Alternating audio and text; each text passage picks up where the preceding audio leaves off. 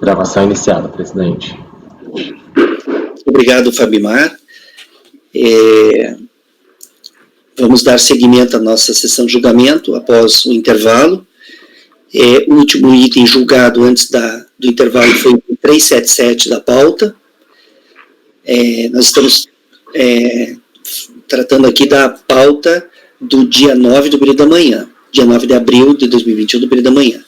Após o intervalo, nós vamos dar seguimento agora à sessão de julgamento pelo item 378, do contribuinte Hélio Guimarães Pellegrino, item 378, de relatoria do conselheiro Luiz. Luiz, pode iniciar a leitura, então.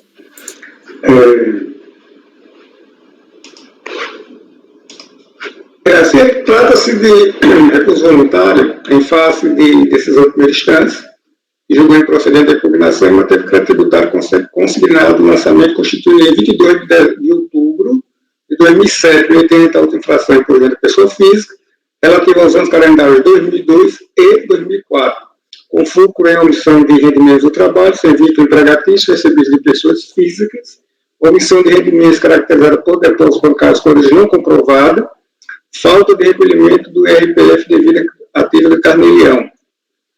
Cientificado o teor da decisão de primeira instância, em 11 de janeiro de 2012, data informada no extrato de processo E253, e no despacho de alinhamento folha 255, o impugnante, agora recorrente, interpôs recurso voluntário em 14 de 2 de 2012, reclamando pela sua tempestividade e, no mérito, o seu provimento pelas razões que apresenta. Do juiz da admissibilidade. Eu vou ler, presidente, então, são parágrafos curtos e é importante para, a compreensão dos demais conselheiros.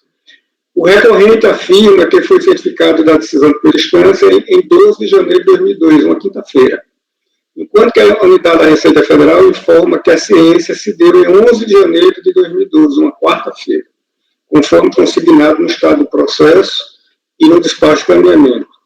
Uma vez presente a divergência de datas e considerando que não foi identificado nos autos o aviso de recebimento, a R, com a assinatura do recebedor no domicílio fiscal do recorrente e respectiva data de ciência, entendo que deve ser assumida a data de ciência informada do recorrente, ou seja, 12 de janeiro de 2012, uma quinta-feira. Ocorre que ainda assim o recurso voluntário é intempestivo, vez que foi apresentado na data de 14 de fevereiro de 2002, uma terça-feira, conforme o protocolo da unidade da Receita Federal nele aposto. Com efeito, considerando que a ciência da decisão de primeira instância ocorreu em 12 de janeiro de 2002, na quinta-feira, conforme informa o recorrente, o desacordo da contagem do prazo para a apresentação do recurso voluntário ocorreu em 13 de janeiro de 2012, uma sexta-feira, e se exauriu em 13 de fevereiro de 2012, uma segunda-feira. Primeiro dia útil após o dia 11 de 2 de 2012, que era um sábado, data de encerramento da contagem do prazo de 30 dias. Nessa perspectiva, com foco nos artigos 33 e 35 do decreto 7235, de 72, resta caracterizada a intempestividade do recurso voluntário, pugnante por seu não conhecimento. Aí aqui, isto posto, eu vou complementar aqui, conheço parcialmente do recurso voluntário. Eu vou corrigir essa redação, presidente, porque o contribuinte enfrentou a tempestividade, tá? Conheço parcialmente do recurso voluntário para, na parte conhecida, negar o provimento. Depois eu vou fazer um ajuste aqui no voto, só para informar, para negar o provimento. É como voto, presidente.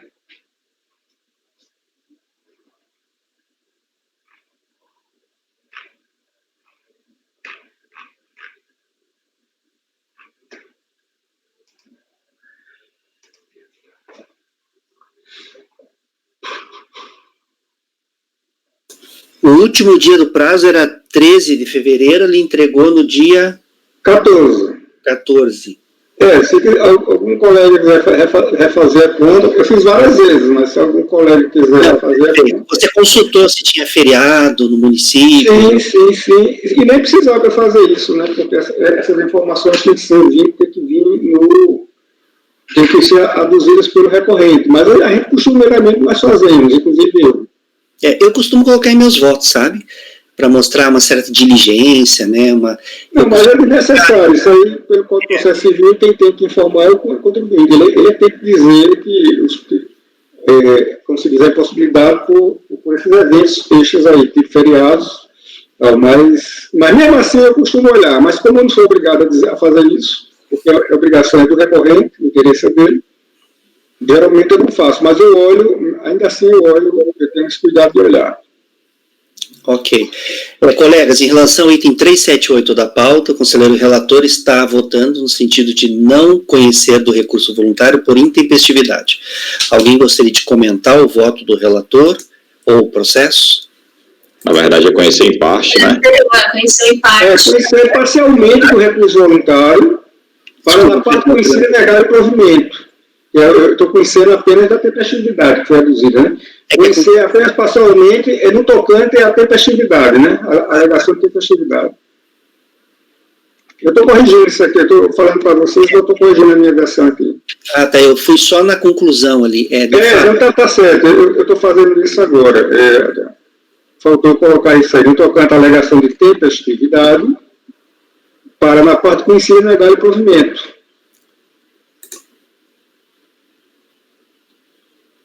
Perceba, assim, só enquanto a gente está fazendo, assim, está redigindo, vou aproveitar para fazer esses comentários, assim, para não atrapalhar, né, a votação. Percebe que nesse tipo de votação aqui, eu usei uma informação do próprio contribuinte para a decisão, tá certo? Eu não prendi, quer dizer, aquela ideia que eu tenho que a gente deve aproveitar o processo ao máximo as informações que estejam lá, desde que não prejudique o contribuinte, né, por óbvio. Então, como a informação tem sido dada pelo próprio contribuinte, eu entendi que é necessário ir atrás mais de outras informações. Ok, Luiz. Colegas, para o item, então, 378 da pauta, o conselheiro relator está votando no sentido de conhecer parcialmente do recurso voluntário, conhecendo-se apenas a alegação de tempestividade, e nessa parte conhecida ele está negando o provimento. Item 378. Francisco, como você vota? Com relator. Gregório? Relator. Márcio? Relator. Renata? Acompanhe o relator. Rafael? Relator, presidente. Ana? O relator. Eu também acompanho o relator. Então, colegas, para o item 378 da pauta, do contribuinte Hélio Guimarães Pelegrino, 378, Hélio Guimarães Pelegrino, ficará assim o resultado. Acordam os membros do colegiado, por unanimidade de votos, em conhecer parcialmente do recurso voluntário, conhecer-se apenas da alegação de tempestividade e, nessa parte conhecida do recurso, negar-lhe provimento. Próximo item da pauta é o item 379, do contribuinte Pedro Heigsberg. Creio que se pronuncia assim. Heigsberg. Pedro Heigsberg. Item 379, também de relatoria do conselheiro Luiz. Pode iniciar a leitura, Luiz. Cuida-se de recurso voluntário em fase de exame de primeira instância, que julgou improcedente a impugnação e não teve crédito tributário consignado no lançamento constituído em 9 de setembro de 2010. Mediante notificação do lançamento, multa por atraso da entrega de declaração Bahia. Exercício 2006, no valor total de R$ 7.901,07. Certificado de adesão de primeira instância, em 17 de fevereiro de 2012. O impugnante agora recorrente que pôs recurso voluntário em 17 de março de 2012, reclamando em apertada síntese pela aplicação no valor mínimo de R$ 165,74, tendo em vista que não existiria imposto a recolher. Não obstante a tempestividade do recurso voluntário, mesmo não conheço, tendo em vista que o recorrente inova nas suas razões recursais ao alegar matéria diversa daquela dos itens em sede de impugnação. Com efeito, perante a primeira instância, o recorrente limitou-se a alegar que já havia apresentado impugnação relativa a declaração final dispõe que deu asa ao lançamento em apreço, e que agora o julgamento bem assim frisa que é credor e não devedora da Receita Federal, tendo em vista, no caso aqui que não é credor, né, que o gênero aqui é masculino, vou corrigir aqui, que não é credor, que é credor e não devedor da Receita Federal, tendo em vista que até a data da impugnação não recebeu o valor de X reais apurado pelo próprio fisco, reiterando ao final o requerimento anteriormente apresentado, indicando os dados bancários para crédito da instituição. Certo? Isso foi a matéria objeto de julgamento de primeira instância. Todavia, em sede de recurso voluntário, há dois novos argumentos, na medida em que afirma que deveria ser aplicada a multa de R$ 165,74, que é um valor mínimo, vez que não existe imposto a recolher, ou seja, a totalidade do imposto devido foi recolhido na fonte durante a tramitação da reclamatória trabalhista. E ainda, na declaração final dos pobres, restou devida uma restituição do imposto. Conforme se observa, a matéria do auxílio de recurso voluntário caracteriza evidente inovação recursal não passiva de conhecimento, vez que não aduzir a repugnação encontrando de Estado preclusa, a teoria do artigo 17 do decreto 70.235. Nessa perspectiva, eu voto por não conhecer do recurso voluntário. Ok, Luiz. Colegas, em relação ao item 379 da pauta, o conselheiro relator está votando no sentido de não conhecer do recurso voluntário, uma vez que as alegações recursais não teriam sido levadas ao conhecimento da RJ, representando inovação recursal. Alguém gostaria de comentar o voto ou o processo? Francisco, como você vota? Com o relator. Gregório? Relator. Márcio? Relator. Renata? Acompanho. Rafael? Ana? Relator. Eu também acompanho o relator. Então, para o item 379 da pauta, do contribuinte Pedro Heigsberg, ficará assim o resultado. Acordam os membros do colegiado, por unanimidade de votos, em não conhecer do recurso voluntário, uma vez que as alegações recursais não foram levadas ao conhecimento e à apreciação da autoridade julgadora pela instância, representando inovação recursal. E esse foi o item 379 da pauta. Agora vamos para o item 380, do contribuinte Rogério Stefanello. Rogério Stefanello, item 380 da pauta, também de relatoria do conselheiro Luiz. Pode iniciar a leitura, Luiz.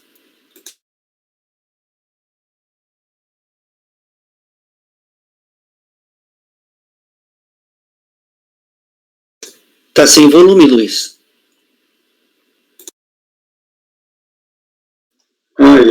Está mesmo aqui.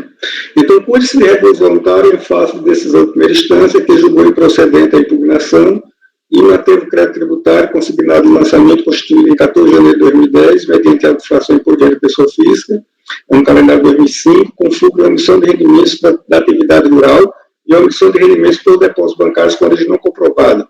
Certificado o teor da decisão de primeira instância, o impugnante agora recorrente que pôs recurso voluntário tempestivo, reclamando em apertada síntese pela inexistência de omissão de rendimentos da atividade rural e que os depósitos bancários teorizam em operações de intermediação e venda de sua safra e de familiares.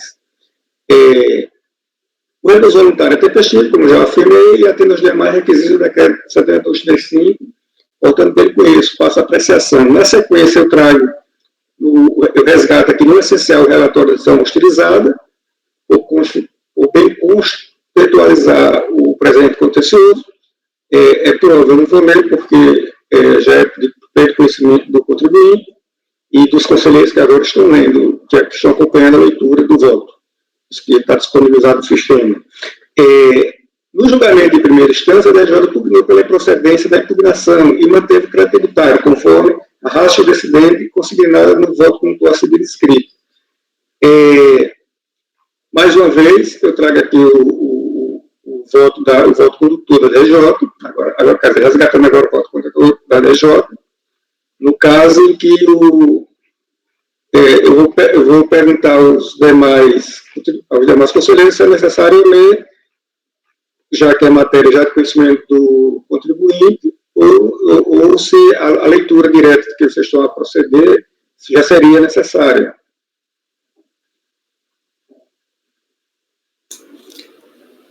Por mim não, Luiz. Alguém gostaria? Não? Por mim não precisa. Exatamente, porque tem alguns colegas que leem, né? Então eu acho assim que é um pouco redundante, porque o contribuinte já conhece e os conselheiros já estão lendo aqui. Então, perante a segunda instância, o recorrente não aduz novas razões de defesa, nem colaciona novos elementos de prova, além daqueles já apreciados pela autoridade lançadora e pela autoridade julgadora de primeira instância. E nesse momento, e nesse contexto, confirma e adota a decisão recorrida nas suas razões de decidir, acima transcritas, forte no artigo 57, parágrafo 3º, do anexo 2 do RICAF, aprovado pela portaria Ministério da Fazenda 343 de 2015. Nessa perspectiva, com esse recurso voluntário para negar o provimento. É como voto. Se algum colega quiser debater, o voto com do DJ está aí. E todos estão acompanhando a leitura aí do voto disponibilizado.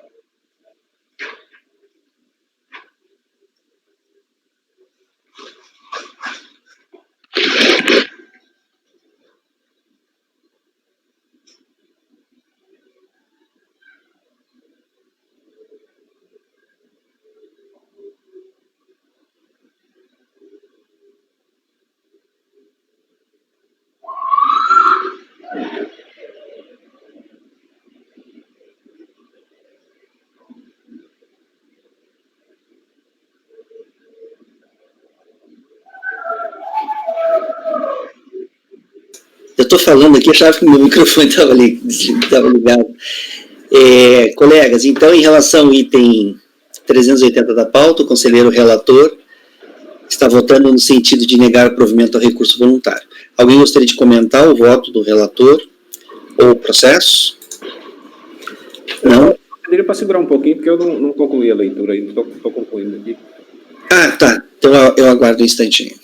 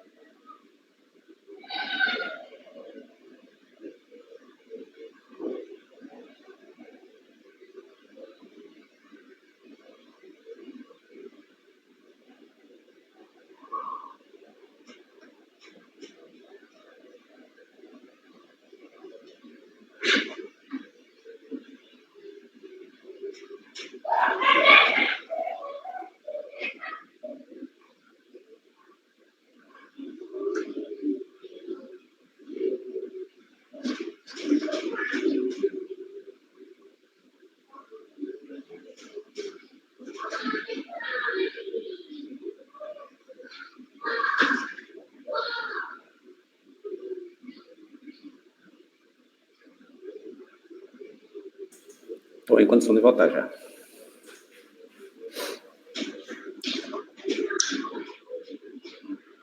Ok, Francisco.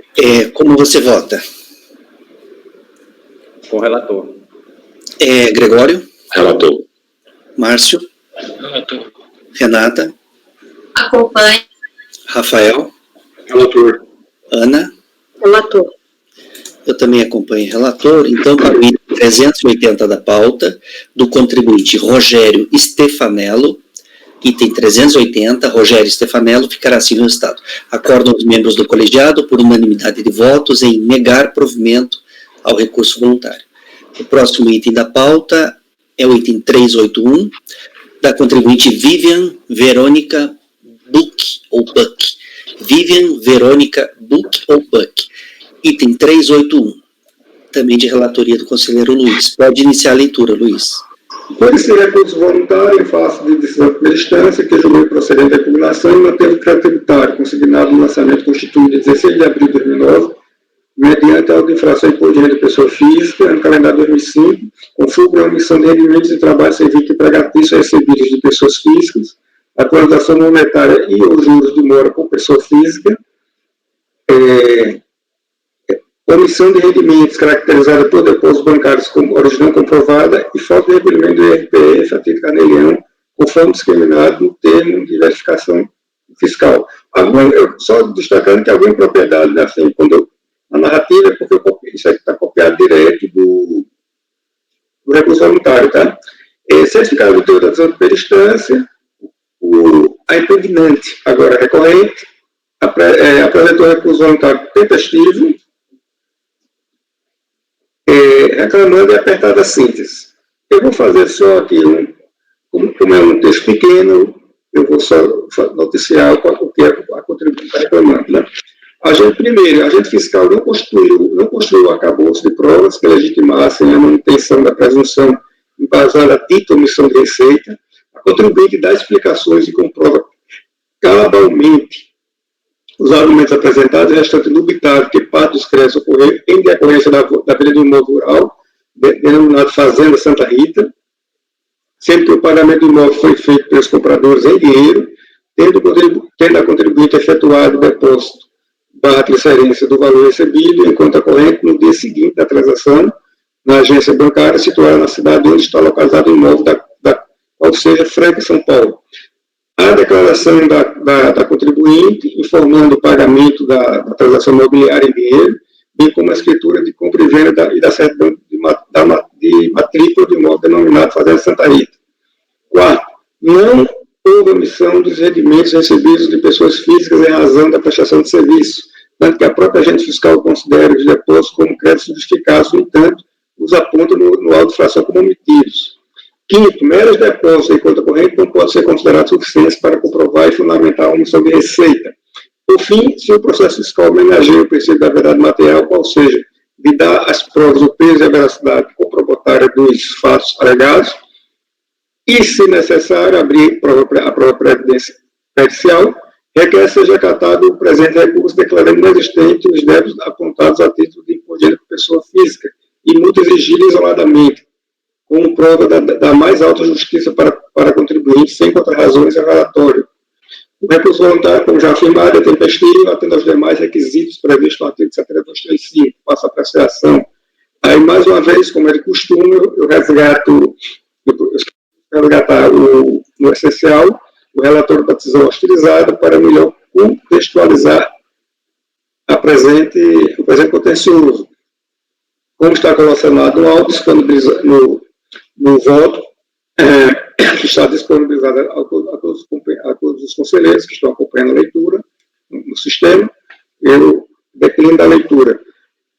Passo, e também, e até inclusive porque o relatório da decisão recorrida já é de pleno conhecimento da contribuinte. No julgamento de primeira instância, a DRJ decidiu pela improcedência da impugnação e manteve integralmente o crédito tributário. Perante a segunda instância, o recorrente, em linhas gerais, reclama aqueles tópicos que eu transcrevi direto do recurso voluntário, que já li e não vou repetir agora a leitura.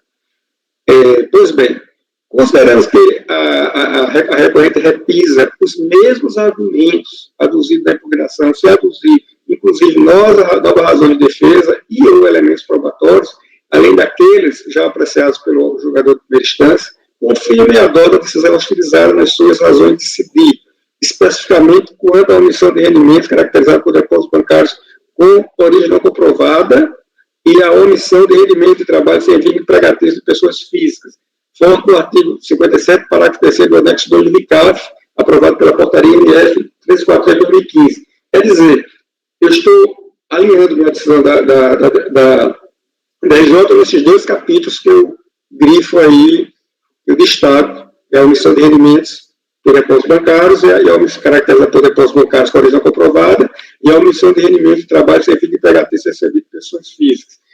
A narrativa está aí, mais uma vez, eu vou usar a mesma sistemática que eu usei anteriormente, está disponibilizada para os conselheiros, podem tem acesso direto às razões que estou acompanhando em tempo real aqui a leitura do voto, né, no sistema específico. É um voto longo, um voto condutor longo. Eu vou da leitura, mas fica fico à disposição de qualquer esclarecimento para eventual debate. Mas por que eu destaquei aqueles 2 capítulos? Porque em relação ao capítulo que a recorrente enfrenta a multa isolada, eu estou aqui a aplicar o enunciado prescritivo 147 de súmula CAF, que de cuja inteligência fica claro que apenas a partir do ano calendário 2007, a edição da MP 351-2007, convertida na Lei 11488 de 2007, passou a existir previsão específica de concomitância de multa isolada com a multa de ofício. Como o lançamento aqui reporta-se ao ano calendário 2005, fica claro, deduz da leitura do enunciado prescritivo que eu acabei de citar, que deve ser afastada essa multa. Isto posto, voto por conhecimento da reclusão voluntária e dar provimento parcial para afastar a multa isolada por não recolhimento carneliano, correspondente a 50% do IRPE, do Imposto de Pessoa Física, devido mensalmente no ano calendário 2005, com a multa de ofício de 75%, prevalecendo apenas esta última. É como voto, presidente. Ok, Luiz. Colegas, em relação ao item 381 da pauta, o seu relator está votando no sentido de dar provimento parcial ao recurso voluntário apenas para cancelar a multa isolada, por não recolhimento do carneliano. Alguém gostaria de comentar o voto do relator ou o processo? Não? Francisco, como você vota? Com o relator. Gregório? Relator. Márcio? Relator. Renata? Acompanho. Rafael? Relator. Ana? Relator. Eu também acompanho o relator. Então, para o item 381 da pauta, da contribuinte Vivian Verônica Buck, ou Buck, 381, Vivian Verônica Buck, ou Buck, ficará assim o resultado. Acordam os membros do colegiado, por unanimidade de votos, em dar provimento parcial ao recurso voluntário, cancelando-se a multa isolada. Colocar para cancelar a multa isolada. Para cancelar a multa isolada por não recolhimento do carnelião referente ao ano calendário de 2006. É 6, né, Luiz? Sim, 2005. Se eu fiz alguma menção ao ano 2006, eu vou corrigir. É 2005, ano calendário de 2005. Você diz isso quando você cita a súmula no voto. Você fala... Perfeito. Deve ter sido uma imprecisão minha. É 2005. Tá. Mas, de qualquer forma, com certeza não é 2007. Tá, 2005. Repetindo, acordo os membros do colegiado por unanimidade de votos em dar provimento parcial ao recurso voluntário para cancelar a multa isolada por não recolhimento do carnelião referente ao ano calendário de 2005, nos termos da súmula CARF 147. Tá, esse é o... Desculpa, pode continuar, desculpa. Depois eu falo. Esse é o resultado do item 381 da pauta. Pode falar, Márcio. Eu ia fazer uma sugestão, depois dos votos da Renata. Eu estava analisando a pauta da manhã. O Gregório tem 2 processos de um mesmo contribuinte, 393 e 394, sobre moléstia grave. Normalmente, moléstia grave, você resolve um, resolve 2. O Rafael também está na mesma circunstância, 397, 398, também de moléstia grave. E tem um caso aqui na pauta que é bem interessante, que é o caso 414 do Napoleão José Vieira. Ele tem 3 processos, 414, 415, 416, todos eles de tempestividade. Então, a gente pode ganhar volume na pauta, julgando esses que me parecem ser matérias mais solidificadas na turma. Moléstia, você julga um, vale para os 2, e esse da tempestividade do Rafael. Apenas uma sugestão no nosso desenrolar da sessão. Eu acho que, no meu entendimento, pode ser, até porque a gente não tem muito tempo, a pauta é gigante, né? A gente não vai conseguir vencer a pauta, né? Então, pelo menos, para julgar o maior número de processos, podemos fazer o julgamento desses que você indicou. Os próximos agora seriam os da Renata.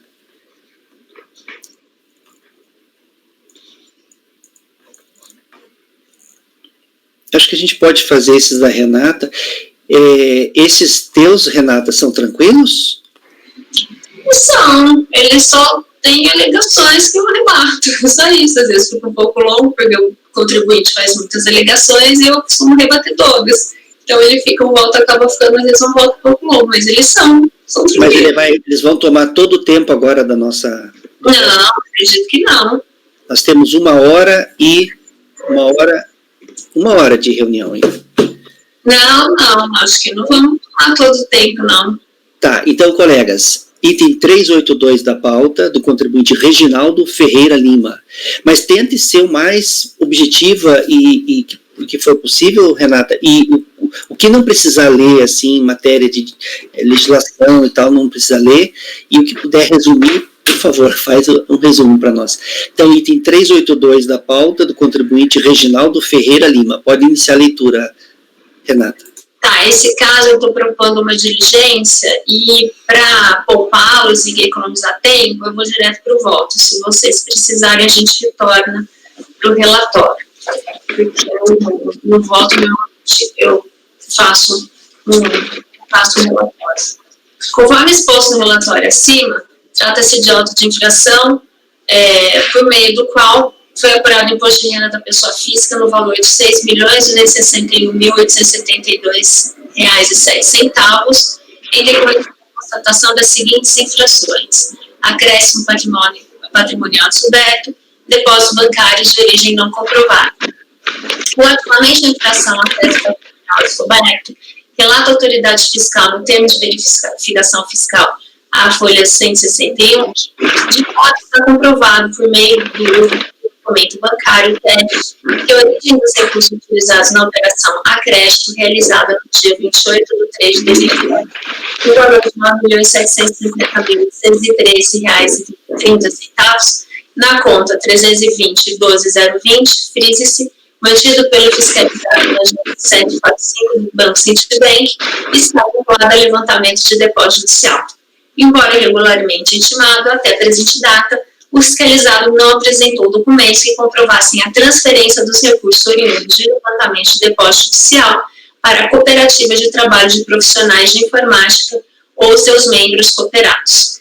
Embora o recorrente não tenha apresentado à autoridade lançadora documentos que comprovassem a transferência do depósito judicial para a cooperativa de trabalho de profissionais de informática ou seus membros cooperados, fato é que ele anexou ao seu recurso voluntário farta documentação composta por inúmeros comprovantes de depósito e de transferências bancárias, bem como recibos de liquidação de créditos referentes a cooperativas de trabalho de profissionais de informática limitada, que não podem ser ignorados e devem ser analisados em obediência ao princípio da verdade material que rege o processo administrativo fiscal.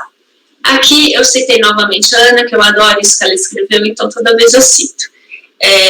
O processo administrativo fiscal é regido por diversos princípios, dentre eles o da verdade material, que impõe a perseguição pela realidade dos fatos, prática do fato gerador praticados pelo contribuinte, podendo o julgador, inclusive de ofício, independentemente de requerimentos expressos, realizar diligências para aferir os eventos ocorridos. O decreto 7235, que rege o processo administrativo fiscal, dispõe que na apreciação da prova, a autoridade julgadora formará livremente sua convicção, podendo determinar as diligências que entender necessárias e permite, inclusive de ofício, que a autoridade julgadora, na apreciação da prova, determine a realização de diligência, quando entender necessária para a formação de sua livre convicção.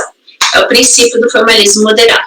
Nessa linha, somente a análise dos documentos anexados ao recurso voluntário esclarecerá se a infração consistente em acréscimo patrimonial a descoberto, de fato, está caracterizada, legitimando a constituição do crédito tributário correspondente. Afinal, tendo o recorrente trazido aos autos tais documentos, ainda que em sede de recurso, não é lícito seguir adiante com a constituição do crédito tributário na casa dos milhões de reais, sem a sua análise sob o amparo de uma preclusão processual em processo administrativo regido, como já dito, pelo princípio da verdade material. Nesse contexto, entendo ser imprescindível a conversão do presente julgamento em diligência para que a unidade de origem analise detidamente a documentação anexada pelo recorrente ao recurso voluntário, a folhas 263-328, e esclareça se e em que medida a. Os documentos anexados comprovam a transferência dos recursos oriundos do levantamento do depósito judicial para cooperativas de trabalho de profissionais de informática e ou seus membros cooperados. Em caso positivo, a transferência foi do valor total levantado ou apenas parcial. Tendo sido parcial, favor proceder à reconstituição do lançamento para excluir o valor transferido à cooperativa de trabalho de profissionais de informática e ou a seus membros cooperados. C. Elaborar informação fiscal conclusiva, descrevendo de forma detalhada os fatos apurados e as respectivas conclusões, e intimar o contribuinte do resultado da diligência para querendo apresentar manifestação no prazo de 30 dias. Após retornar os autos para este conselho, para prosseguimento do julgamento do recurso voluntário. Então, o que ocorre aqui é que ele tem os depósitos que ele alega que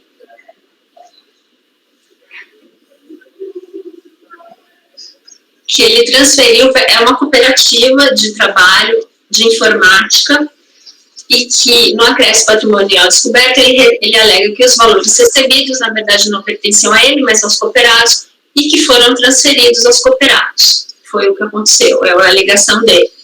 E ele não juntou documentos, é fato, ele não juntou documentos suficientes para demonstrar isso na ação fiscal e também não na impugnação, mas agora no voluntário ele trouxe uma farta documentação correspondente a essas supostas transferências, que eu entendo que devem ser analisadas.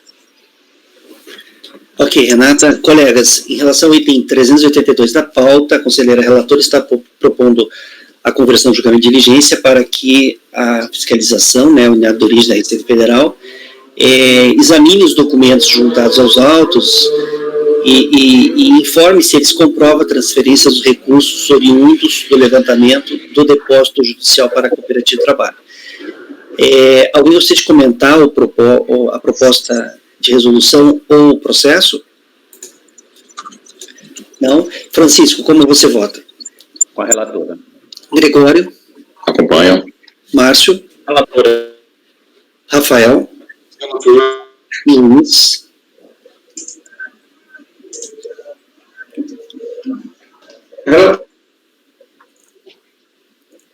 Eu entendi que é relatora, então tá. Ana? Relatora, presidente, desculpa. Tá.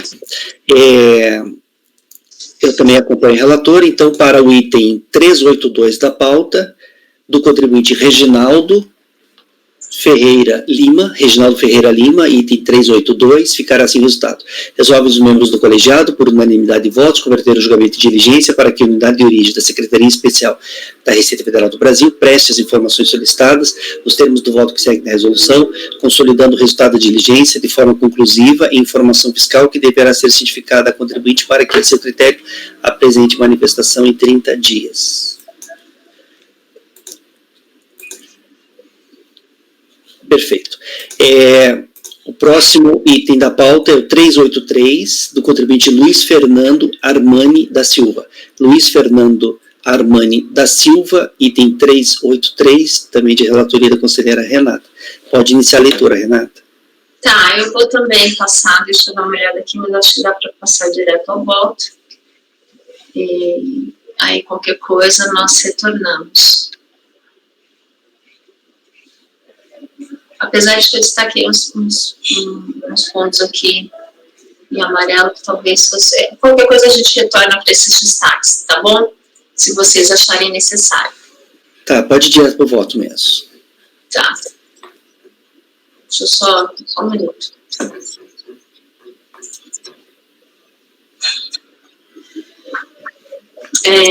O recurso é tempestivo e estão presentes demais requisitos de admissibilidade, pelo que dele conheço.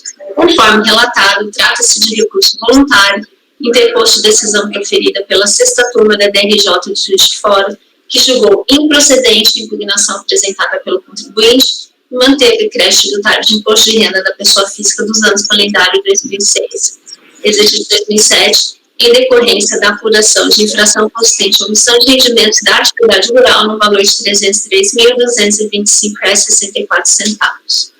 Considerando que o recorrente, em seu recurso, apenas reproduziu as razões de defesa constantes de impugnação, sem acrescentar nenhum elemento novo que seja hábil a justificar a reforma da decisão recorrida, nos termos do artigo 57, parágrafo 3º do RICARF, adoto os fundamentos da decisão de primeira instância abaixo produzidos para que venham integrar o presente voto com razões de decidir. E aqui eu destaquei uns pontos em amarelo que eu acho importante a gente ler, para vocês entenderem do que se trata.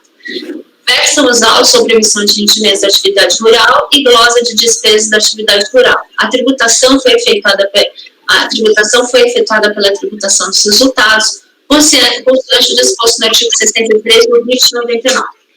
Na defesa, o contribuinte se institui apenas como forma de tributação que foi levada a efeito nos autos, receitas menos despesas, requerendo que fosse efetuada com base no arbitramento de 20% da receita bruta, conforme previsão contida no artigo 71 do RIT 99, por ser essa a opção mais favorável após a constatação das infrações fiscais. Solicita, assim, o reconhecimento do direito ao arbitramento da base de cálculo em 20% das receitas oferidas na atividade rural. Não tem razão dependente. A opção efetuada pelo sujeito passivo na tributação dos resultados da atividade rural, receitas menos despesas, está prevista no artigo 63 do Rio, de 99, e tem como base legal a Lei 8.023 de 90, artigo 4, e Lei 8.383 de 91, artigo 14. Essa é a regra geral de tributação dos resultados da atividade rural, permitindo, inclusive, a compensação de prejuízos dessa atividade, conforme efetuado nos presentes autos, com compensação de prejuízo do exercício anterior, no valor de R$ 242.302,44. Agora, pretende o contribuinte alterar a forma de opção de tributação da atividade rural para que os rendimentos omitidos da atividade rural sejam tributados no percentual presumido de 20%, por lhe ser agora essa situação mais favorável. Todavia, essa possibilidade que o contribuinte tem de fazer a opção pelo modelo de tributação que seja mais favorável para a sua atividade, se pela diferença entre receitas e despesas no livro caixa ou pela aplicação de 20% diretamente sobre a receita bruta, deve ser exercida quando da entrega da declaração de ajuste anual no anexo da atividade rural. No presente caso, a situação ainda é mais séria, porquanto pretende o sujeito passivo alterar a sua opção de tributação pelos resultados para arbitramento com base em 20% da receita bruta após o início do procedimento fiscal. Nesse caso, a questão extrapola o fato da troca de opção da forma de tributação dos rendimentos da atividade rural, tendo em vista a perda da espontaneidade do sujeito passivo e a vedação expressa de retificar declarações durante o procedimento fiscal em relação ao período e ao tributo fiscalizado, conforme dispõe o artigo 7º do Decreto 70.235/72. No sentido da presente decisão, destaca a jurisprudência da segunda instância deste tribunal. Rendimento, que no caso era do Conselho de Contribuintes, SAEB. Rendimentos da atividade rural, opção da forma de tributação exercida na entrega da declaração de ajuste anual, impossibilidade de alterar a forma de tributação dos rendimentos da atividade rural no curso do procedimento fiscal instaurado para apurar a emissão de rendimentos da própria atividade rural. Aqui embaixo tem outros precedentes, eu não vou ler, tá aqui para vocês, mas é no mesmo sentido. Ainda observe que não há previsão legal para que a glosa de despesas efetuadas com base no arbitramento conforme requerido na peça impugnatória. Portanto, não há nada a reparar no efeito fiscal que efetuou a tributação das receitas omitidas e glosa da atividade rural por meio da tributação dos resultados, seguindo a opção manifestada na declaração de ajuste anual do interessado, consoante o disposto na legislação tributária. Acresce aos fundamentos acima as seguintes observações. O recorrente em seu recurso volta a insistir na alegação no sentido de que, de acordo com o artigo 12 do CTN, seria garantido ao contribuinte ser tributado pelo meio menos oneroso ao contribuinte,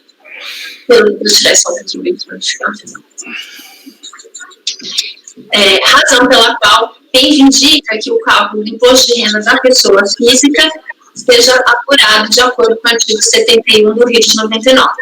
Afirma que a alegação do julgador de primeira instância, no sentido de que a pretensão do recorrente de alterar a sua opção de tributação pelos resultados para arbitramento com base em 20% da receita bruta após o início do procedimento fiscal extrapola o fato da troca de opção da forma de tributação dos rendimentos da atividade rural, tendo em vista a perda da espontaneidade do sujeito passivo e a vedação expressa de retificar declarações durante o procedimento fiscal em relação ao período e ao tributo fiscalizado, não é suficiente para impedir que ele tenha o imposto de renda da pessoa física calculado de acordo com o artigo 71 do RIT 99, conforme lhe assegura o artigo 112 do CTM.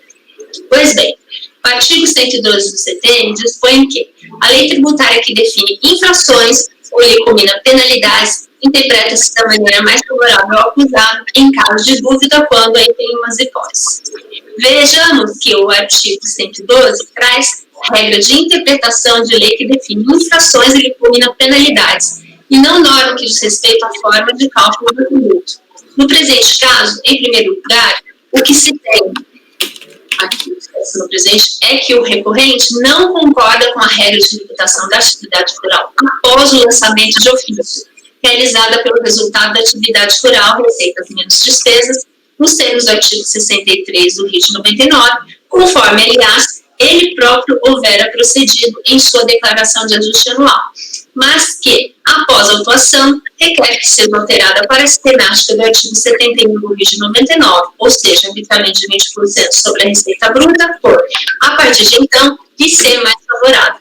Alega que sua pretensão encontra respaldo no artigo 112 do CTE, acima transcrito, ou seja, não se está falando aqui de nenhuma norma que define infração, nem a ela combina penalidades, mas sim do inconformismo do recorrente em relação à forma aplicável para a tributação das receitas obtidas e glosas da atividade rural por meio da tributação dos resultados, nos termos do artigo 63 do RIT 99, quando ele defende que o correto seria a aplicação da sistemática prevista no artigo 71 do mesmo RIT 99. Ademais, conforme já exposto ao longo deste voto, não há nenhuma dúvida acerca de qual a norma aplicável ao presente caso concreto. Por essas razões, o artigo 112 não se aplica a este caso. Por fim, observo que a opção pela sistemática do artigo 71 do RIT 99 somente se tornou mais vantajosa ao recorrente após o lançamento de ofício com os acréscimos dele decorrentes, de modo que permitir a alteração da forma de tributação dos rendimentos da atividade rural neste momento seria o mesmo que premiar o mau comportamento, lembrando do conhecido brocário jurídico, segundo o qual a ninguém é dado se beneficiar de sua própria torpeza. Portanto, diante do exposto, voto no sentido de negar o provimento ao recurso voluntário. Ok, Renata.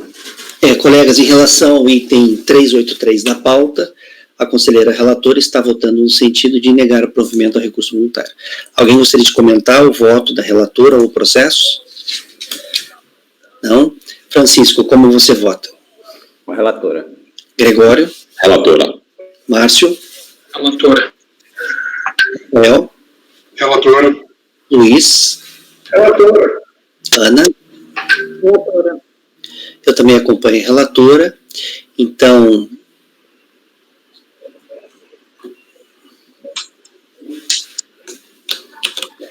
também acompanho a relatora. Então, para o item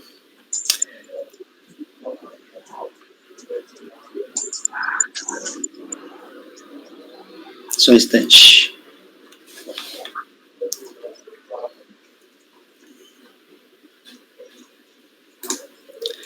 (383) da pauta, do contribuinte Luiz Fernando Armani da Silva, item 383, ficará assim o resultado.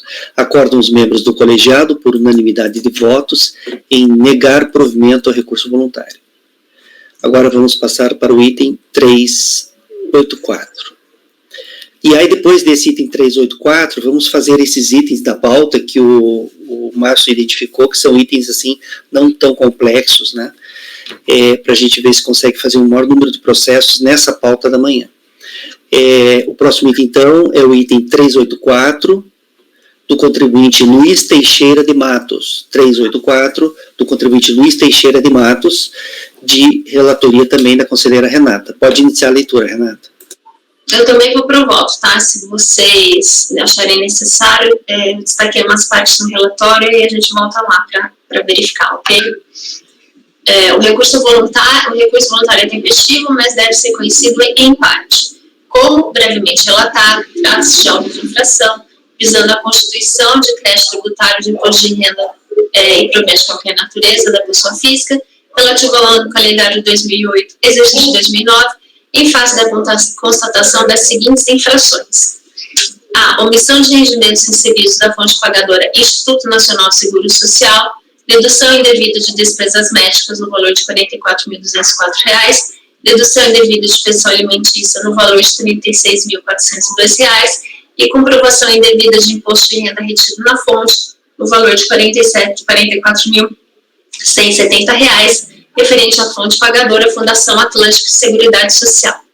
Em sua impugnação, o contribuinte concorda com a infração descrita no item A acima e, relativamente às demais infrações que lhe foram imputadas, alega, relativamente à infração descrita no item B, que do valor da infração, R$ 44.204, está questionando o valor de R$ 26.557, que se refere a despesas médicas de companheiro com quem o contribuinte tem filho ou vive há mais de 5 anos ou cônjuge.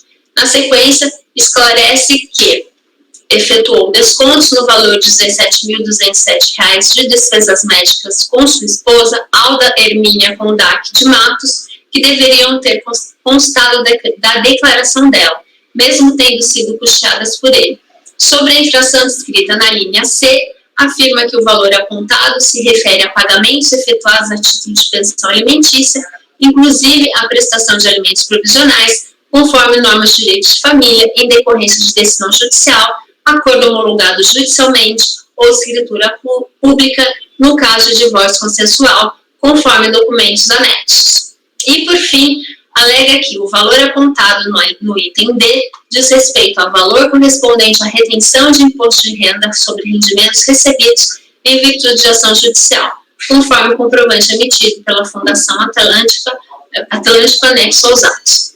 A DRJ-RJ2 julgou a impugnação procedente em parte, reconhecendo que restou comprovado o pagamento de pensão alimentícia judicial no valor de R$ 30.281,69 e de despesas médicas no valor de R$ 7.170 com o Centro Brasileiro de Visão Limitada, CBV, e de R$ 16.767,06 com a Bradesco Saúde, devendo os respectivos valores serem restabelecidos.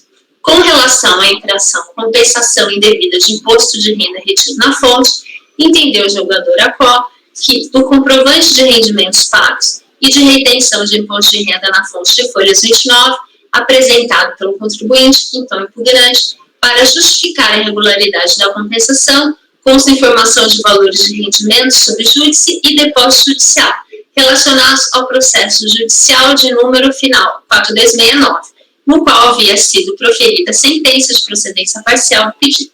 Argumenta que, embora não tenha sido possível ter acesso ao inteiro teor da sentença em consulta realizada, considerando que o valor do imposto de renda retido na fonte em discussão corresponde ao valor depositado judicialmente sobre os rendimentos recebidos de previdência privada, fica patente a identidade do objeto em ação judicial e a impugnação do objeto do presente recurso, pelo que restou configurada a renúncia ao contencioso administrativo, razão pela qual a impugnação não foi conhecida neste ponto.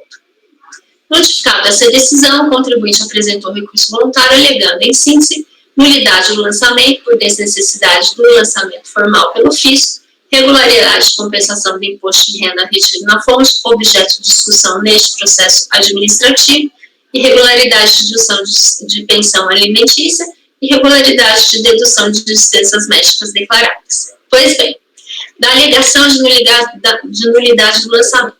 O recorrente alega nulidade do lançamento, argumento de que, aos 22 de 8 de 2003, ingressou com ação judicial contra a União Federal e a Fundação Sistel de Seguridade Social, com o objetivo de obstar a incidência do imposto de renda sobre a complementação de aposentadoria, na qual foi deferida antecipação de tutela para que os valores ali discutidos passassem a ser depositados em juízo. Nesse sentido, alega que o Superior Tribunal de Justiça proferiu decisão na sistemática do artigo 543C do CPC de 73, atual artigo 1036 do CPC de 2005, que deve ser observado por este Conselho por força do artigo 62A do RICARF, no qual firmou o entendimento no sentido de que, no que diz respeito aos tributos sujeitos à homologação, a pagamento, a lançamento por homologação, o depósito integral do montante do tributo, além de suspender a exigibilidade do crédito tributário,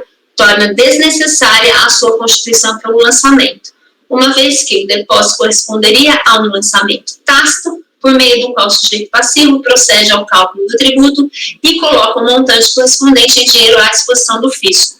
De acordo com esse entendimento, o lançamento somente seria necessário quando o depósito não correspondesse ao montante integral do débito. Afirma que, no presente caso, houve a suspensão da exigibilidade do imposto de renda sobre a complementação de aposentadoria, mediante o depósito montante integral em dinheiro do tributo discutido na legislação judicial de número final 426-0, proposta aos 22 de 2 de 2003, que foi feito periodicamente pela Fundação Atlântico de Seguridade Social, conforme o comprovante de folhas 29. Pelo que, considerando as desnecessidades do lançamento ao entendimento do STJ, requer a nulidade da notificação de lançamento, especialmente no que se refere à compensação glosada, pois os valores estavam integralmente depositados em juízo anteriormente à ciência da notificação. De fato, conforme se verifica a folhas 99 seguintes dos autos, o recorrente e outros litisconsortes ingressaram com ação declaratória cumulada com repetição de indébito com pedido de tutela antecipada de número final 4269 contra a Fundação Sistel de Seguridade Social e a União Federal, visando obter a declaração de não incidência do imposto de renda da pessoa física sobre a complementação de aposentadoria dos autores e da decorrente ilegalidade dos descontos que vinham sendo feitos a esse título sobre os respectivos valores após o início da vigência da Lei 773 de 88. A antecipação de tutela foi deferida aos 8 de 2 de 2003 para determinar a suspensão da exigibilidade do crédito resultante do artigo 33 da Lei 9.250 de 95, atinente ao imposto de renda incidente sobre a parte do benefício que os autores, dentre eles o hora recorrente, percebiam da Fundação Sistel de Seguridade Social, custeada por suas contribuições, determinando que as quantias retidas sob esse título fossem depositadas judicialmente em conta vinculada àquele juízo. Proferida a sentença aos 11 de 7 de 2007, o pedido foi julgado parcialmente procedente para declarar a inexigibilidade do imposto de renda dos autores sobre os benefícios pagos pela entidade de previdência privada relativos apenas às contribuições que efetuaram no período de 1 de 1 de 89 a 31 de 2 de 95, até o limite do tributo pago no período de vigência da Lei 773 de 88, ficando condenada a União a restituir os valores recolhidos na forma indevida de acordo com a delimitação acima, tudo a ser apurado quando da liquidação do julgado, observada a data de aposentadoria de cada autor e a prescrição decenal, conforme assentado na fundamentação. Deverá a Sistel proceder ao depósito periódico em juízo de eventuais valores apenas até o limite do imposto de renda pago sobre as contribuições vertidas no período de vigência da Lei 773 de 88, considerando-se a data da aposentadoria de cada autor. Saliento que a entidade de previdência deverá depositar apenas o valor que faltar para atingir o limite do imposto de renda que foi pago, referente ao período de 1 de 1 de 89 a 31 de 2 de 95, pois o montante já tributado indevidamente da data da aposentadoria de cada autor até a data da decisão que concedeu a tutela será devolvido via precatório. Necessário esclarecer que, conforme se extrai das informações constantes do recurso voluntário e dos documentos anexados aos autos, a Fundação Sistel de Seguridade Social, Sistel, foi sucedida pela Fundação Atlântico na administração do Plano de Previdência Privada referenciado. Com efeito, esclarece o recorrente em seu recurso a folhas 92 que a Telemar Prev foi sucedida pela Fundação Atlântico de Seguridade Social. No entanto, pelo que se constata dos documentos constantes dos autos, notadamente dos documentos anexados a folhas 147 e 91, aludida a Telemar Prev, na realidade, Tratava-se do plano de previdência privado, plano 22 Telemar Prévio do recorrente, que tinha como patrocinadora a Telenorte Leste Participações S.A. e era gerida pelo Fundo 001, Fundação Sistel Seguridade Social, Sistel, sucedido pela Fundação Atlântico de Seguridade Social. Nesse contexto, como bem observou o jogador Apó, no comprovante de rendimentos pagos e de retenção de imposto de renda na fonte folhas 29, consta informação de valores de rendimentos subjúdice e depósito judicial relacionados ao processo judicial final do 4269, no importe de R$ 44.170, que corresponde exatamente ao imposto de renda retido na fonte em discussão nestes autos, o que, em tese, ensejaria a aplicação ao presente caso do entendimento firmado no mencionado RESP 114.0956 São Paulo, processado sobre a sistemática dos recursos representativos de controvérsia, portanto, reprodução obrigatória pelos membros que integram os colegiados que compõem este tribunal administrativo, e que afirmou a desnecessidade de lançamento para a constituição de crédito tributário nos termos em que o valor do tributo está integralmente depositado em juízo, razão pela qual o presente lançamento, como afirma o recorrente, é nulo e deve ser declarado. Deve assim ser declarado. No entanto, não tem razão recorrente e explico o porquê. A notificação de lançamento foi lavrada aos 29 de 2 de 2009 e notificada ao recorrente aos 8 de 1 de 2010, quando, de acordo com os documentos que constam dos autos, o depósito do valor integral do tributo discutido já houvera sido, de fato, efetivado em juízo em decorrência da liminar concedida na ação ordinária final 4269, posteriormente confirmada neste ponto pela sentença de procedência parcial do pedido.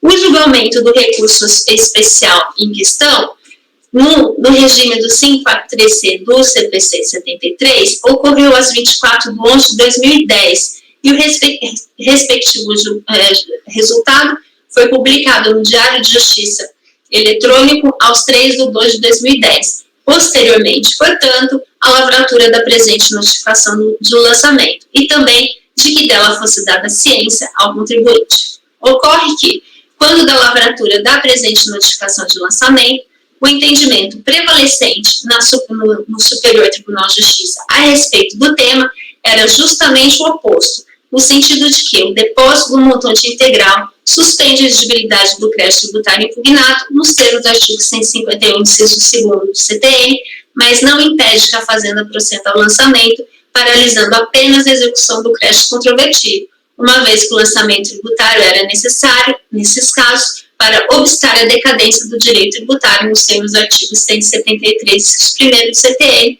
conforme precedente abaixo, citado apenas ilustrativamente dentre inúmeros outros. Aí eu vou pular o precedente. Não se pode descurar de que o artigo 151 do inciso 2º do CTN dispõe que suspende a exigibilidade do crédito tributário, dentre outros, o depósito em montante integral. Nessa linha, o entendimento do STJ, vigente à época da lavratura da notificação de lançamento, estava de acordo com o que dispõe o artigo 151, inciso 2º do CTN, e com o entendimento da doutrina majoritária, no sentido de que, por exigibilidade, havemos de compreender o direito que o credor tem de postular efetivamente o objeto da obrigação. Isso tão só ocorre, como é óbvio, depois de tomadas todas as providências necessárias à formalização da dívida com a lavratura do ato de lançamento tributário. No período que antecede tal expediente, ele, sujeito ativo, ignora, ao menos em tese, quanto cobrar e de quem cobrar, o que lhe tolhe qualquer iniciativa de predicar o objeto. Já dispunha do crédito, por sem dúvida, mas seu direito achava-se em relação de iliquidez e incerteza. Deriva dessa reflexão a inferência de que aquilo que se opera, na verdade, é a suspensão do teor de exigibilidade do crédito, não o próprio crédito, que continua existindo, tal qual nascer. Nesse contexto, o entendimento firmado no RE final 956 de São Paulo não se aplica ao presente caso concreto, posto que o lançamento estava e está amparado por norma legal, qual seja o artigo 151, inciso 2º do CTN, e, à época, também pelo entendimento predominante da jurisprudência do STJ a respeito da matéria. Desse modo, não se há falar em nulidade do lançamento. Da compensação do imposto de renda retido na fonte. Como acima exposto, dentre as infrações que ensejaram a livratura da notificação de lançamento, objeto do presente administrativo, processo administrativo, relata a autoridade fiscal, folha 10, que regularmente intimado a comprovar os valores compensados a título de imposto de renda retido na fonte, o contribuinte não respondeu à intimação, ensejando a glosa de valor de R$ 44.170, indevidamente compensado esse título, correspondente à diferença entre o valor declarado e o total do imposto de renda retido na fonte informado na declaração de imposto de renda da pessoa física, na DIRF, pela fonte pagadora Fundação Atlântico Social, desculpem. O julgador de primeira instância não conheceu das alegações a respeito constantes da impugnação apresentada pelo recorrente em Campo Grande, por ter constatado, por meio de comprovante de rendimentos anexados autos pelo recorrente na oportunidade, que a matéria já estaria sendo discutida perante o Poder Judiciário na aludida ação de final 4269. Em seu recurso voluntário, o recorrente trouxe aos autos cópia de peças da ação em referência, dentre elas petição inicial, que comprova a identidade da matéria objeto deste processo administrativo e da ação judicial em referência, cuja finalidade, em última análise, é obter provimento jurisdicional que declare a não incidência do imposto de renda sobre a complementação de aposentadoria dos autores e a decorrente ilegalidade dos descontos que vinham sendo efetivados a esse título sobre os respectivos valores após o início da vigência da Lei 773 de 88. Nos termos do que dispõe o enunciado número 1 da súmula da jurisprudência deste tribunal, de teor vinculante à aplicação obrigatória pelos integrantes dos colegiados que os compõem, importa renúncia às instâncias administrativas a propositura pelo sujeito passivo de ação judicial por qualquer modalidade processual, antes ou depois do lançamento de ofício, com o mesmo objeto do processo administrativo, sendo cabível apenas a apreciação pelo órgão de julgamento administrativo de matéria distinta da constante do processo judicial. Assim, o ajuizamento da ação judicial em referência aos 22 de 8 de 2003 implicou em renúncia à discussão da matéria por meio dela submetida ao Poder Judiciário na esfera administrativa, razão pela qual os argumentos recorrentes envolvendo a compensação do imposto de renda retido na fonte não devem ser conhecidos. Com licença. Da dedução da pensão alimentícia. Relata a autoridade lançadora que o contribuinte não atendeu a intimação para comprovar a dedução do valor de R$ 36.402 a título de pensão alimentícia judicial e ou por escritura pública inserida em sua declaração de imposto de renda no período fiscalizado, ensejando a respectiva glosa. Apresentada a impugnação instruída com documentos, o julgador de primeira instância considerou justificada a dedução de R$ 30.281,69, porque comprovado pela decisão judicial que deu origem ao pagamento da pensão alimentícia, e identificado o desconto em folha constante do comprovante de rendimento de folha 29. Entendeu que o valor de R$ 6.120 que o recorrente alegou ter sido depositado na conta bancária da alimentanda Sônia Maria Barros não poderia ser aceito para fins de dedução do seu imposto de renda, pois surgiria a previsão de desconto de 25% do salário bruto recebido pelo contribuinte previsto no acordo homologado judicialmente. Em seu recurso, o recorrente contesta a não aceitação da dedução do valor integral da pensão alimentícia, acima mencionado pelo julgador de primeira instância, alegando que, na hipótese que intela o artigo 4º, inciso 2º da Lei 9.250 de 95, dispõe que podem ser deduzidos do imposto de renda as importâncias pagas a título de pensão alimentícia quando em cumprimento de decisão judicial, de acordo homologado judicialmente ou de escritura pública a que se refere o artigo 1124-A do CPC. A legislação em comento sofreu alteração pela Lei 11.441 de 2007, acrescentando, a par das deduções provenientes das decisões judiciais, a hipótese em que há escritura pública nos termos do artigo 1124-A do CPC. É dizer, a legislação se desapegou das deduções ancoradas exclusivamente em provimentos jurisdicionais e permitiu que as partes, na separação e divórcio consensuais, nas hipóteses previstas no artigo 1124-A, independentemente de homologação judicial, deduzir-se do imposto de renda da pessoa física a pensão alimentícia. Assim prevê o artigo 1124 do CPC. Argumenta que, como já houvera celebrado acordo de separação consensual em juízo, disciplinando a partilha de bens comuns e a pensão alimentícia, o ajuste da complementação do valor da pensão prestada à ex-mulher poderia ter sido realizado extrajudicialmente à luz do artigo 124A do CPC, e ainda que a falta de escritura pública não poderia impedir a dedutibilidade, porque as diversas provas carreadas aos autos demonstram que o recorrente efetuou pagamentos a título de pensão alimentícia, notadamente a declaração de folhas 41 e a autorização de agendamento de mesada, folhas 42, para depósito mensal no valor de R$ 510 na conta de sua ex-mulher. Dispõe o artigo 1124A do CPC, introduzido pela Lei 1144 de 2007, que aqui a legislação que foi alterada, que permite, no caso de separação consensual, que os valores sejam ajustados em cartório. Nessa linha, o artigo 8, inciso 2º, F da Lei 9.250 de 95, com redação que lhe deu a Lei 11.727 de 2008, dispõe que, ler só o destacar, a base de cálculo do imposto de vida devido no ano calendário será a diferença entre as somas das deduções relativas, a linha F, as importâncias pagas a título de pensão alimentícia em face das normas de direito de família, quando em cumprimento de decisão judicial, inclusive a prestação de alimentos provisionais de acordo homologado judicialmente ou de escritura pública que se refere ao artigo 1124A da Lei 5869, de 11 de janeiro de 73, Código de Processo Civil. Conforme se extrai da leitura do dispositivo legal assim reproduzido, é requisito para a dedução da pensão alimentícia que o seu pagamento seja decorrente de cumprimento de decisão judicial, de acordo homologado judicialmente, ou de escritura pública a que se refere o artigo 1124A do CPC de 73. No presente caso, o recorrente anexou aos autos a sentença homologatória de sua separação judicial consensual da senhora Sônia Maria Barros de Matos, na qual consta o acordo celebrado à época entre as partes referente à pensão alimentícia. No entanto, não há nos autos nenhum dos documentos mencionados no artigo 8º, segundo a linha F da Lei 9.150, que comprove ajuste de pagamento de pensão complementar.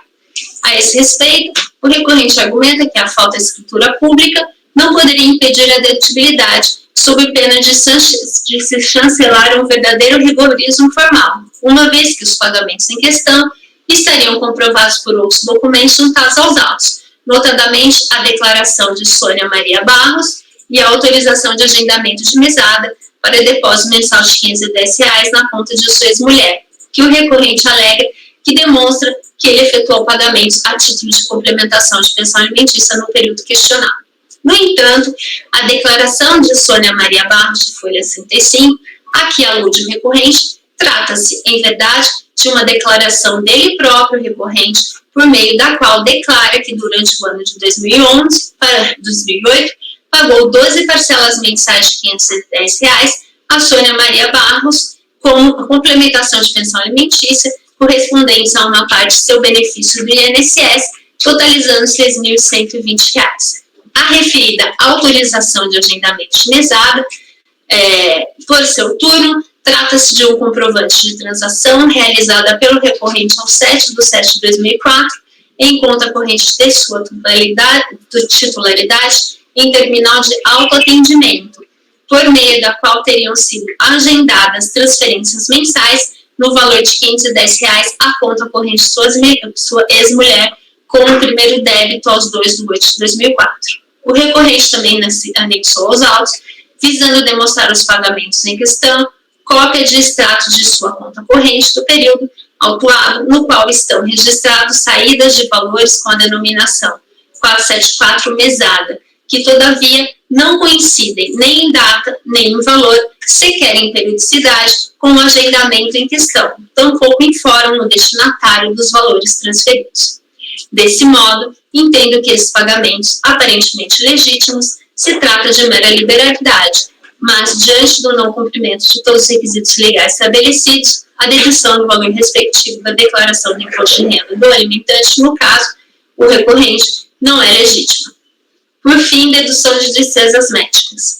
Relata a autoridade fiscal que o recorrente também não atendeu à intimação para que comprovasse as despesas médicas deduzidas em sua declaração de imposto de renda do período fiscalizado, o que teve por consequência a glosa do valor de R$ 44.204 lançado como dedução a este título. Justificado o lançamento, o recorrente apresentou impugnação na qual alega infração, dedução indevida de despesas médicas. Valor da infração, R$ 44.204. Estou questionando o valor de R$ 26.557. Da análise da impugnação apresentada pelo recorrente, assim se manifestou o julgador de primeira instância. Inicialmente, destaca-se que das despesas médicas declaradas pelo contribuinte em sua declaração de ajuste anual, o contribuinte questionou apenas parte, como segue, e aqui ele coloca o quadro.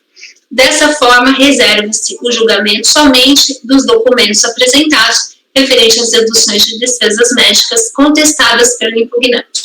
Assim, com base no valor contestado pelo recorrente em sua impugnação a título de despesas médicas, constante do quadro acima e dos documentos anexados pelo recorrente à sua impugnação, o julgador de primeira instância entendeu que dos R$ 8.640 declarados pelo recorrente a título de despesas médicas pagas ao Centro Brasileiro de Visão CBV, as notas fiscais emitidas por esse prestador, anexadas à folha 19,21, atendem aos requisitos exigidos na legislação supracitada, sendo documentos hábeis à comprovação de despesas médicas no valor total de R$ 7.170. Para a comprovação dos valores dos pagamentos efetuados ao Plano de Saúde Bradesco, foi apresentado o estimativo de folhas 21, onde se comprova o total de R$ 33.534 pagos ao referido plano. Somente R$ 16.767 se referem ao contribuinte como usuário, considerando que o contribuinte declarou o valor de R$ 33.534, questionando apenas R$ 16.767, deve ser este valor restabelecido. Quanto ao recibo emitido pela profissional Cleia Maria Barros de Oliveira, de folhas 20, identifica-se que o documento não atende aos requisitos exigidos na legislação supracitada, uma vez que não contém o endereço do profissional prestador de serviços, nem o nome dos pacientes do seu serviço. Dessa forma, mantém-se a glosa da dedução de despesa médica no valor de R$ 200. Em análise ao recibo emitido por Marco Antônio Guedes, constata-se que não consta a indicação do paciente dos serviços, registrando-se apenas que o impugnante pagou pelos mesmos. O simples recibo de pagamento sem indicação necessária do usuário dos serviços não é suficiente para que se forme convicção de que é o próprio contribuinte o beneficiário dos respectivos serviços. Em seu recurso, o recorrente alega que sobre o valor remanescente de despesas médicas de R$ 1.740 com o Centro Brasileiro de Visão, não reconhecido pela decisão recorrida, foi igualmente comprovado por dois documentos intitulados Cupom Fiscal anexados à folha 17/18 no valor de R$ 1.470. Alega que a data dos pagamentos apontados em tais documentos demonstra que se referem a serviços diversos dos já reconhecidos pela decisão recorrida e objeto dos documentos de folha 19 e 21. Contesta também a não aceitação da despesa com o cardiologista Hussein Hassan Yaktini, que afirma ter sido devidamente impugnada e cujo recibo anexado à folha 17/18 demonstraria que o serviço foi prestado ao recorrente, bem como com os profissionais Marco Antônio Guedes e doutora Cleia Maria Barros de Oliveira. Inicialmente, ressalto que o recorrente, em sua impugnação, não apontou especificamente quais despesas médicas cuja glosa estaria sendo contestada, limitando-se a afirmar genericamente que, do valor da infração de R$ 44.204, estava questionando o valor de R$ 26.557. A partir desse valor contestado, bem como dos breves esclarecimentos a respeito do tema, é possível verificar quais são os valores efetivamente impugnados, apontados no quadro elaborado pelo julgador de primeira instância na decisão recorrida, reproduzido linhas acima. Desse modo, tem-se que as despesas efetivamente impugnadas, que somam o importe de R$ 26.557, são as despesas com a Bradesco Saúde, no valor de R$ 16.767, com os profissionais Marco Antônio Guedes, no valor de R$ 950, e Cleia Maria Barros de Oliveira, no valor de R$ 200, e com o Centro Brasileiro de Visão, CBV, no valor de R$ 8.640, restando, portanto, incontrovérsia a glosa das demais despesas com o profissional Hussein Hassan Yaktini, no valor de R$ 880, e com a Bradesco Saúde, no importe de R$ 16.767.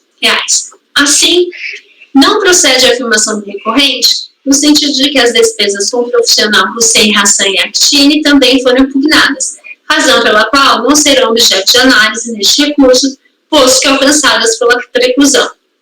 A dedução de despesas médicas e de saúde é que aquela parte doutrinária, eu vou pular, tá? Porque vocês já conhecem e tudo mais.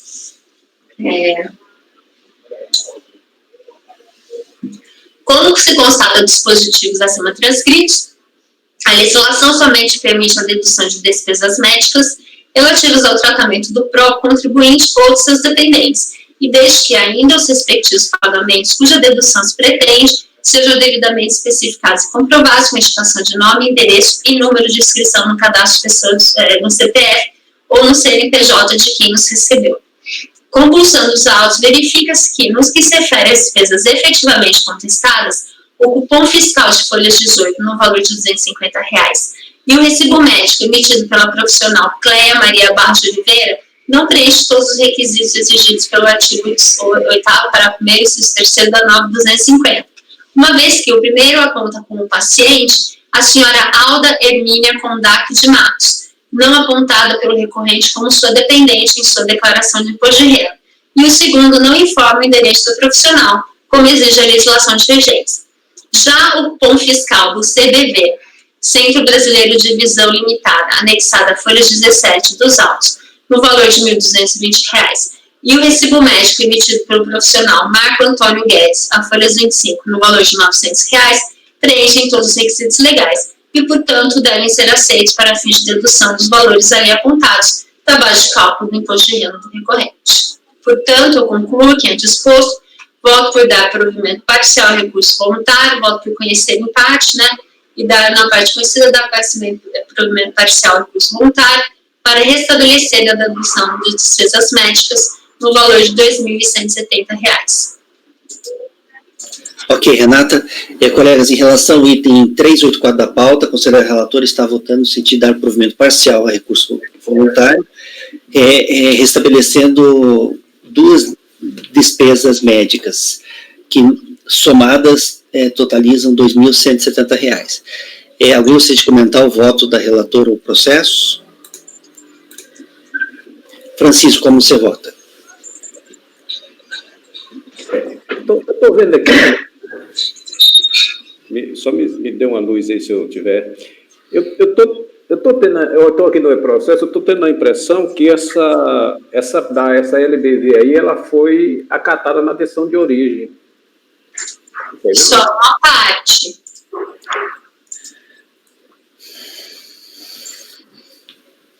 Eu acho que ela foi acatada uma parte, não total. 770. Se você olhar lá na glosa, nas folhas, quer ver? Deixa eu pegar aqui o arquivo. A confusão é porque a DRJ fala da folha 13 a 15 no julgamento, né? E quando você porque eu acho que as folhas delas são diferentes. E outra coisa, lá tem algumas notas fiscais dessa CBV, mas tem outros documentos que não são relacionados à despesa médica, E na verdade, se você for olhar lá na descrição dos fatos e fundamentos legais, o auditor também não relacionou assim super bem. Tem escrito à mão, bem fraquinho ali na cópia, que dá mais ou menos para ver o que compõe esses R$ 44.200. Mas está ali escrito à mão, então, assim, ele nem relacionou, eu estou glosando isso. E, então, ela reconheceu, ele glosou essas despesas, 8.640, acho, do CBV. E soma esse valor exatamente aqui, porque daí ele fez a conta também. Esse valor aqui que eu acatei, ele está dentro dos 8 mil do CBV que ele glosou. Que ele faz a soma ali à mão também. deixa eu abrir aqui o meu arquivo. Ele está dentro desses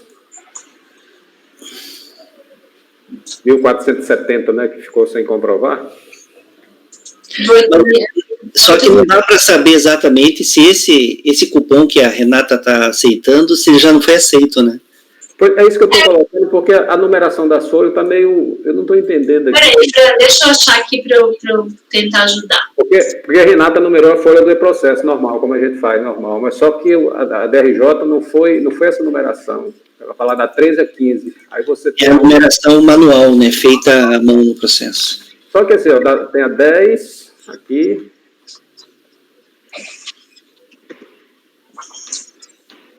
Peraí, deixa eu abrir aqui já.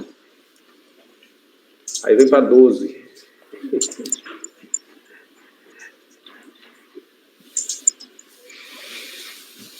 Que folhas que a DRJ falou? Eu tenho que achar aqui escrita à mão mesmo. 13 a 15. Vocês que estão todos no mesmo lugar.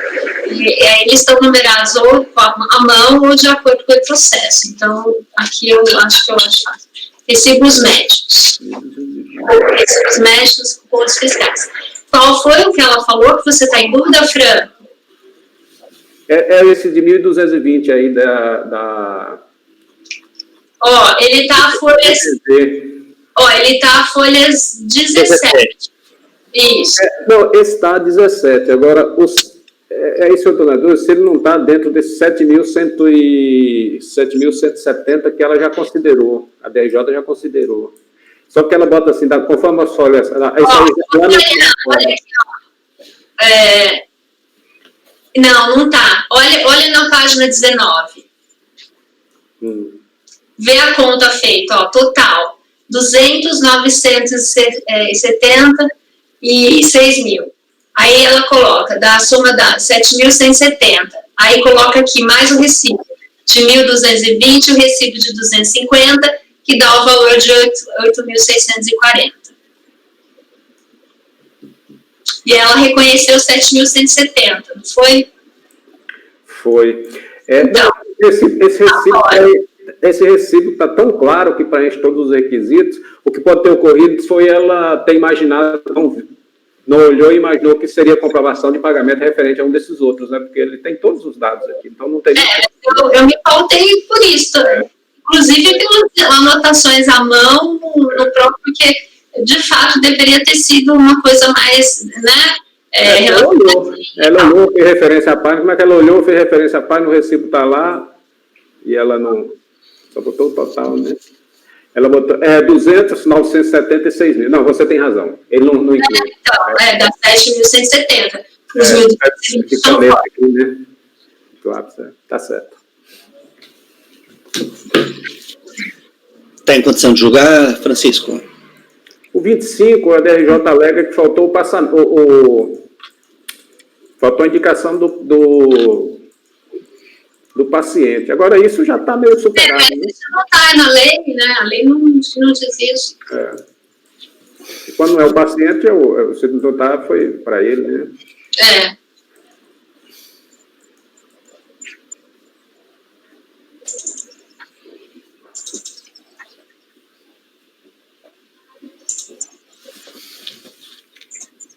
Eu estou em condição de votar sim. Francisco, como você vota? Com a relatora. Gregório? Relatora. Márcio? Relatora. Rafael? Relatora. Luiz? Relatora. Ana? Relatora. Eu também acompanho a relatora. Então, para o item 384 da pauta, ficará assim o resultado. Item 384 do contribuinte Luiz Teixeira de Matos. Luiz Teixeira de Matos, item 384. Acordam os membros do colegiado, por unanimidade de votos, em dar provimento parcial ao recurso voluntário para restabelecer a dedução de despesas médicas no montante de R$ 2.170, nos termos do voto da relatora. Deni, o conhecimento foi parcial. Ela conheceu em parte do recurso, aquela parte da compensação do IR, Isso foi objeto de ação judicial, né? Ela não conheceu. É bom até você consignar isso na conclusão do teu voto, então, Renata. Mas eu pus, agora eu troquei. Ah, tá. Pois Vocês é. não estão vendo. Mas eu acabei de trocar.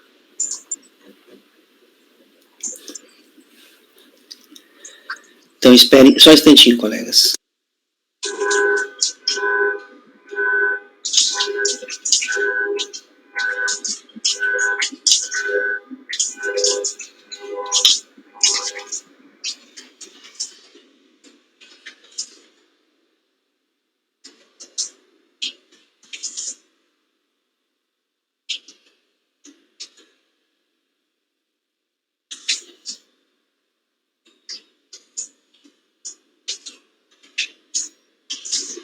O que você não conhece é por inovação recursal, né, Renata?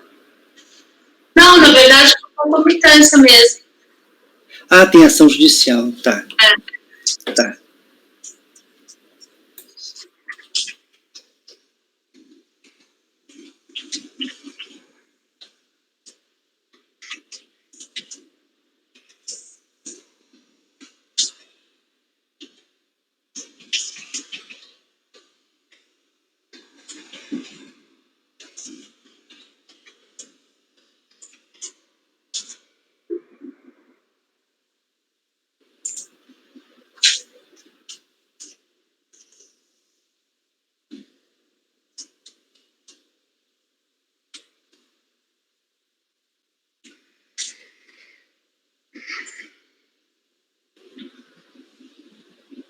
Qual que é a matéria que você não está conhecendo aqui? É a compensação, preciso até lembrar agora. O Grequinha acabou de falar, Greg, está com mais ela na cabeça. Um voto tão longo que eu até esqueci. São as alegações referentes à compensação do IRRF. Isso. Redigido na fonte da Fundação Atlântica. Isso mesmo.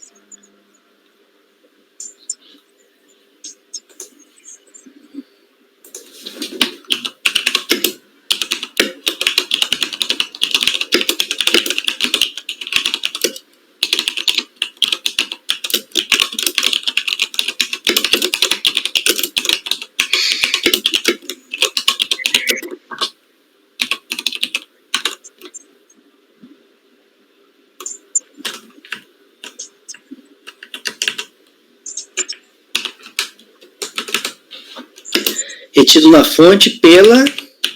Fundação Atlântica.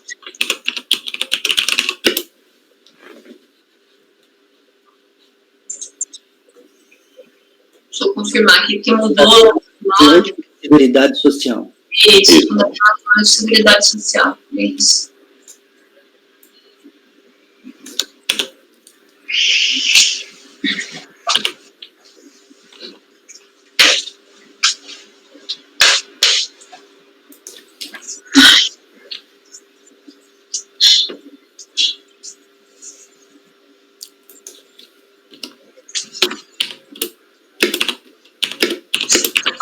Eu copiei toda uma hora, gente, foi isso de voto, perdão.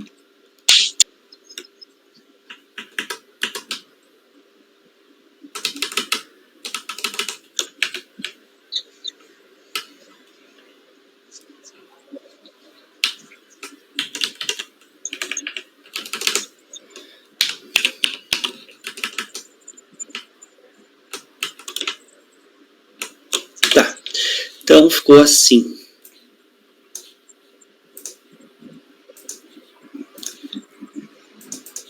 Item 384, do contribuinte Luiz Teixeira de Matos. 384, do contribuinte Luiz Teixeira de Matos. Acordam os membros do colegiado, por unanimidade de votos, em conhecer parcialmente do recurso voluntário, não se conhecendo das alegações referentes ao imposto de renda retido na fonte, pela Fundação